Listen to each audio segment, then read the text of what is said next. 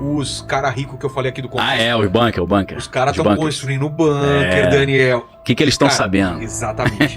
Quando eu vi essa notícia, nada tava me tirando sono. Quando eu vi que esses caras cheios de aí já deu aquele calafrio, né? Cara, não sei. Você quer começar falando sobre isso? Pode ser, vambora. Porque...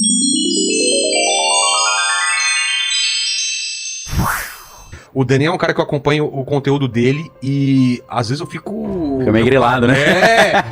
Eu acho que ele sabe de umas paradas aí. Exato, cara. Cara, o que ele sabe? Porque é que você pesquisa muita coisa, você vai atrás. Pesquisa demais, cara. Eu sou meio surtado nisso aí, fico direto. Você vê uma parada, vai atrás de outra, vai linkando. Pô, vou puxando os fios ali, aí já viu, né? O que eu vejo que você faz, que eu acho muito legal, é pegar assuntos diferentes, tipo geopolítica, religião, outras coisas, e tentando... Encaixar o quebra-cabeça. Isso. Porque tem...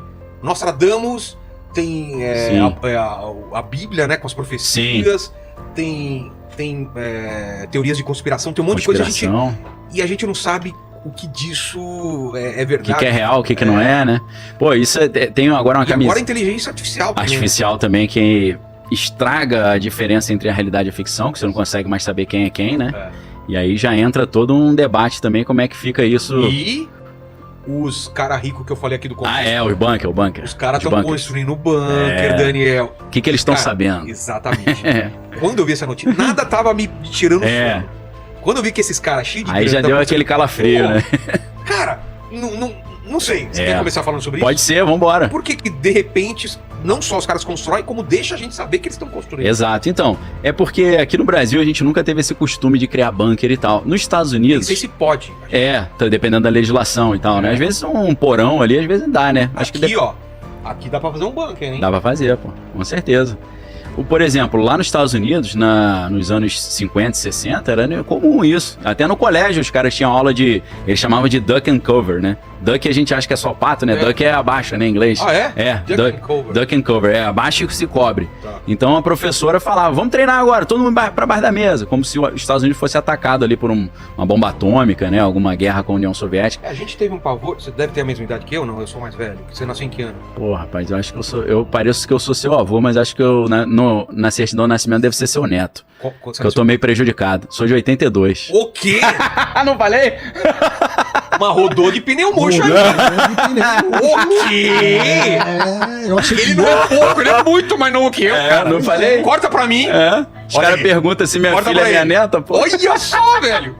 Cara, mas eu acho que é o lance de estar branco. Né? Com certeza. Mas o que eu ia falar é que... já passei alto sufoco com a disso. Mas você pegou aquela neura que a gente teve até aquele filme Jogos de Guerra, lembra?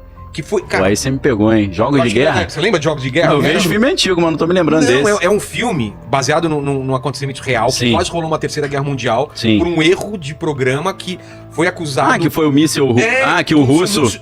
Como se tivesse um míssil russo vindo pra cá. Exato, esse cara salvou o mundo, né? Esse cara, salvou. Ele se ligou que era um erro, senão ele já estavam mandando resposta. Exato, não, tô ligadaço nessa... E nessa época teve o Day After, que era o dia seguinte. Sim, esse eu conheço. Era só filmes de... Então, é isso aí, o próprio Exterminador do Futuro. Exato, né? Tem tudo a ver com o negócio da Skynet, entra a inteligência artificial também, com certeza. Skynet, você tá ligado? Senão, dá uma pesquisada, mas eu acho que é esse ano que ele vem também. Não, é porque era 1984, ele falou, só daqui a 40 anos. Aí somando, 2024. Aí já viu, né?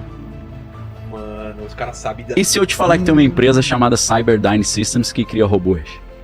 Só que é uma empresa japonesa. Que oficialmente ela só faz exoesqueleto. Não sei se a galera lembra que pessoas... que pessoa tem dificuldade de locomoção, ela usa aquilo ali. Aparentemente eles só fazem exoesqueleto, mas a galera diz que eles fazem uns ciborgues também, aí é conspiração. Mas né? vamos então falar disso. Vambora. O lance do bunker. Então, nos Estados Unidos é meio comum isso. Nos anos 60 ali, todo mundo tinha esse treinamento e quem tinha condição tinha bunker, né? Bunker sempre é subterrâneo ou não? Geralmente sim, ou então embaixo de montanhas, né? Dentro de montanhas rochosas lá nas Rocky Mountains, lá nos Estados Unidos. Porque a grande questão é uma guerra nuclear, radiação, né? O inverno nuclear. Então você em vez de você ter que construir uma parede de chumbo gigante, você podia ficar coberto debaixo de uma montanha de pedra, né? Então muitas bases subterrâneas dessas são bases embaixo de montanhas. E que você possa ficar lá meses ou até um ano. Até anos, anos, é. Então tem que ter mantimento, tem que ter... filtragem de ar, de água. Tem que ter filtragem do ar também para arma biológica, né? Um negócio complicado. Então era meio comum. Só que aí tinham esses bunkers, tinham os silos também, onde ficavam as ogivas nucleares. E aí, o que acontece? Com o final da União Soviética, queda do Muro de Berlim, aí Pacto de Varsóvia, que é o grupo dos países lá. Quando isso vai por terra, esse negócio de ter bunker ficou meio fora de moda. Falou, pô, bunker pra quê? Agora a Rússia é amigo. Inclusive, Exterminador do Futuro 2, quando eles estão explicando pro John Connor novo ali, a questão que a Skynet vai fazer, aí eles falam, não, a gente vai jogar bomba nuclear contra os russos, eles vão jogar de volta. Aí o John Connor fala, mas os russos não são nossos amigos agora? Aí ele fala, não, mas a máquina vai jogar pra eles responder e destruir a infraestrutura humana. Então você vê que naquela época, anos 90 e pouco, né, o filme, o 2, né, não é o primeiro não, que tem aquela música do Guns N' Roses e tal, né, que bombou na época, né, o You Could Be Mine, eu acho, não me lembro. Naquela época eles tinham esse negócio os russos são nossos amigos.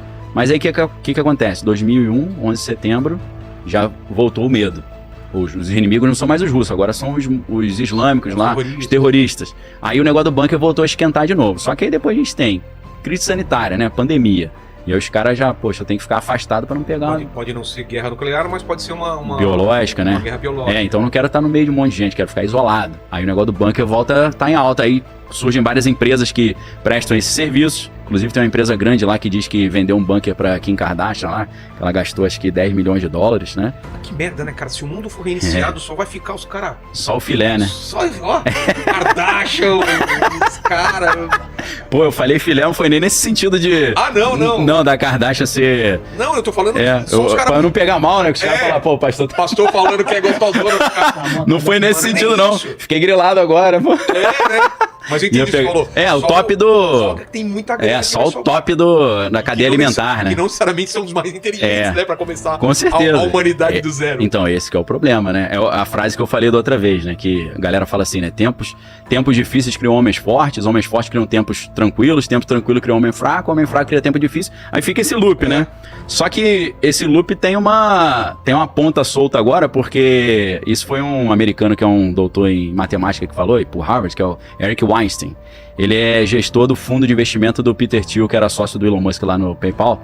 Ele disse o seguinte, né? Agora tá diferente essa frase. Tempos difíceis criam homens fortes criam uma bomba atômica. Aí tempos difíceis criam homens fortes. E aí homens fortes criam tempos tranquilos criam homens fracos. Aí homem fraco e ignorante pega a bomba atômica e destrói o mundo. Aí que estraga a brincadeira, né? Essa é a parte do elo aí mais fraco. Que aí rompe o ciclo, né? Rompe o ciclo. Estraga o negócio. Então, assim, depois da pandemia, aí o pessoal já começou a querer ficar afastado. Não necessariamente um bunker, mas uma casa de campo. Inclusive, no Rio de Janeiro eu vi um estudo na época ali. Os preços dispararam. Disparou, né? Pô, disparou. No Rio de Janeiro você tem ali o grande... Você tava lá, você sabe, né?